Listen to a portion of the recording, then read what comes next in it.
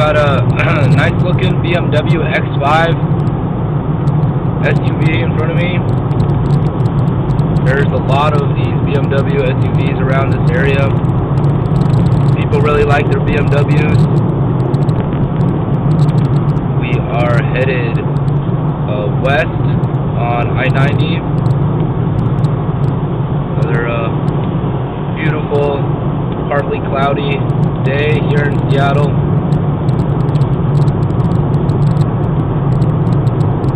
Yeah, I just like the look of the X5.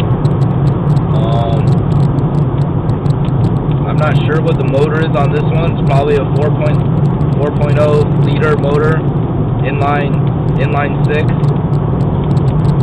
I'm not sure. Wait, inline 6 or V8, but that's a pretty decent motor for a big SUV like that. Gas mileage is probably really bad on that X5. I'm guessing it's less than 18 miles per gallon.